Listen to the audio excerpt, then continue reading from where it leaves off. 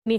Nah, Tim mau nanya nih Kang, selaku aktivis anti korupsi Banten pastinya juga ikut mengawasi dan memantau gitu Ya, ya kan Kang.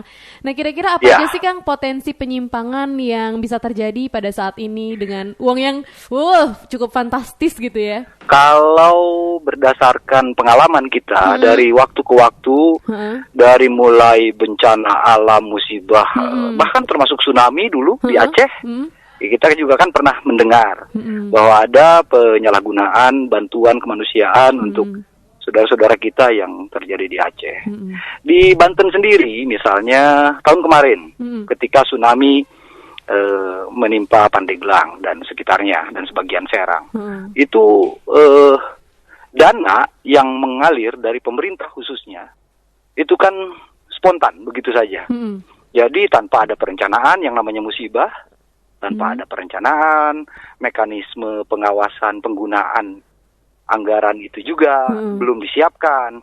Jadi otomatis semua serba dadakan, semua serba spontanitas. hmm, Mengingat ya kejadian luar biasa itu hmm, atau bencana hmm, termasuk yang saat ini. Eh, apa namanya? Kita sama-sama sepakat untuk memerangi virus corona betul, yang makin hari ternyata semakin mengkhawatirkan kita betul, semua. hmm, Orang banyak yang takut dan justru karena takut dia sakit, betul, gitu kan? hmm, Takutnya yang berlebihan gitu. iya malah jadi Nah, imunnya turun. kita tentu saja mengapresiasi Mm-mm. pemerintah pusat, presiden dalam hari ini Mm-mm. menggelontorkan anggaran khusus untuk penanganan corona Mm-mm. dan uang itu tidak sedikit, Betul, triliunan, 400 setuju. sekian puluh. Nah, tentu harus ada mekanisme pengawasan yang diberlakukan, Mm-mm. mengingat sangat berpotensi terjadinya penyalahgunaan. Betul. Jangankan yang dadakan tadi, yang Mm-mm. terencana pun itu kan sebetulnya rentan juga selama ini. Betul. Saya ingat, jangan jauh-jauh level nasional, di tingkat Mm. provinsi Banten saja. Pada tahun 2004 misalnya, saya ingat betul ketika itu ada dana tidak terduga, Mm-mm. ada dana tidak tersangka dari APBD Provinsi Banten Mm. yang dialokasikan untuk mestinya untuk musibah atau Mm-mm. kejadian luar biasa. Tetapi waktu itu saya ingat digunakan untuk dana perumahan DPRD Provinsi Banten, gitu. Wow. Dan itu seluruh pimpinan DPRD dan sebagian besar anggota DPRD Banten Terlibat. ya di terlibat dan kemudian dinyatakan bersalah oleh pengadilan. Tidak semua orang memang masuk ke penjara, tapi Mm-mm. sebagian besar Wah, anggota DPRD periode itu masuk ke penjara. diborong ya. Karena iya, nah itu yang cukup kecil, Mm-mm. dana tidak tersangka atau tidak terduga Mm-mm. yang dimanfaatkan digunakan untuk penggunaan dana perumahan Mm-mm. DPRD. Nah, terkait dengan penanganan COVID-19 ini, Mm. sebetulnya celah-celahnya seperti yang saya sebutkan tadi Mm-mm. sangat banyak. Mm. Ada aturan-aturan yang emergensi sifatnya. Dalam hal ini misalnya para kepala daerah Mm-mm. diberikan kewenangan untuk tanpa persetujuan DPRD Mm. mengambil langkah konkret. Misalnya melakukan pembelian alat pelindung diri bagi aparat medis, Mm-mm. petugas medis Betul. yang ada di pusat-pusat kesehatan, baik itu rumah sakit, puskesmas, dan sejumlah balai-balai pengobatan lainnya yang ada di masing-masing daerah. Ini kalau dibiarkan begitu saja, tentu saja ada potensi terjadinya penyalahgunaan. Mm. Nah, disinilah kepala daerah itu dituntut ataupun diminta Mm-mm. tanggung jawab moralnya, apakah dia akan mempertanggungjawabkan Heeh. dengan baik kebijakan yang diambilnya, misalnya untuk pembelian alat APD. pelindung diri atau obat-obatan, Mm-mm.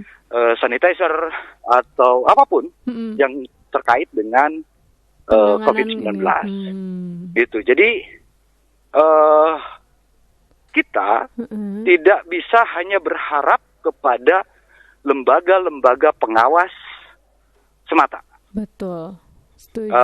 Karena keterbatasan juga. Misalnya kita berharap kepada KPK. Betul. Tidak mungkin KPK dengan resources yang dimilikinya akan mampu Betul. secara keseluruhan mengontrol Betul. bagaimana penggunaan anggaran, dana-dana yang dikucurkan ataupun diambil oleh kepala daerah Betul. tanpa harus persetujuan DPRD. Karena harus diingat dalam force major ini atau dalam keadaan darurat ini, kepala daerah masing-masing memiliki kewenangan untuk menggunakan APBD-nya, keuangan daerahnya, tanpa harus mendapat persetujuan dari DPRD dulu. Oh, otonomi Karena ya ada berlaku aturannya. ya? Ya, untuk keadaan darurat itu boleh kepala daerah. Nah, inilah yang perlu turut serta bukan sekedar dari aparat penegak hukum, Betul. baik itu KPK, kepolisian, kejaksaan, tetapi juga ada di internal birokrasi yang kita sebut misalnya inspektorat. Ya kan?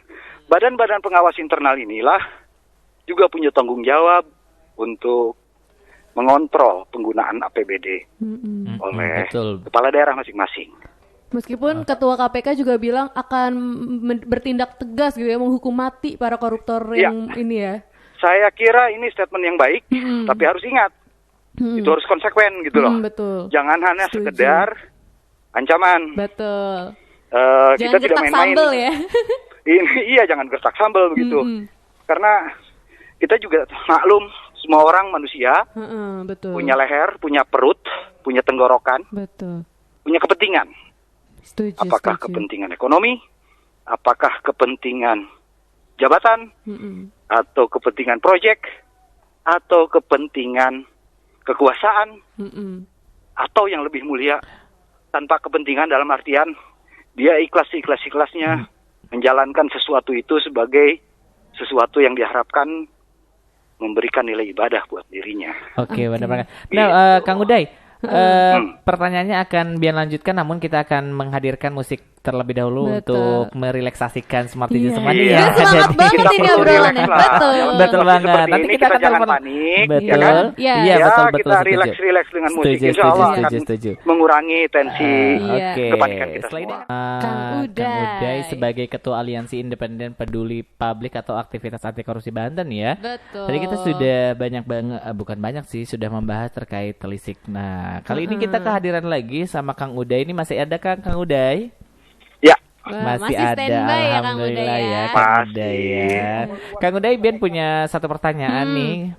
Ya. Nah, ketika kita sudah ada tema telisik korupsi di tengah bencana nih ya, dan kira-kira nih urgensi peran serta masyarakat dalam pencegahan dan pemberantasan korupsi atau tindak pidana katakanlah ya, apa nih peran masyarakat yang harus dilakukan gitu ya, yang harus diambil. Inilah yang menjadi salah satu tugas dan tanggung jawab kita sebagai civil society, masyarakat sipil, termasuk kawan-kawan yang ada di Dia Untirta. Ini juga memiliki peran utama. Sekarang pun kita sedang memerankan diri untuk melakukan itu. Setidaknya misalnya ada birokrat, ada penyelenggara pemerintahan yang ikut mendengar, dia wanti-wanti, dia hati-hati. Betul. Saya diingatkan oleh Dia Untirta untuk hati-hati dalam menyelenggarakan pemerintahan, khususnya penggunaan dana uang negara, uang rakyat untuk kepentingan penanggulangan bencana wabah gitu ya, corona ini, gitu kan. Betul. Nah, jadi ini penting sekali urgensinya. Tanpa dilakukan keseimbangan kontrol oleh civil society, ini ada kekhawatiran karena mohon maaf, kadangkala kita dihadapkan pada kenyataan adanya persekongkolan antara oknum eksekutif dengan legislatif. Betul. Ya kan?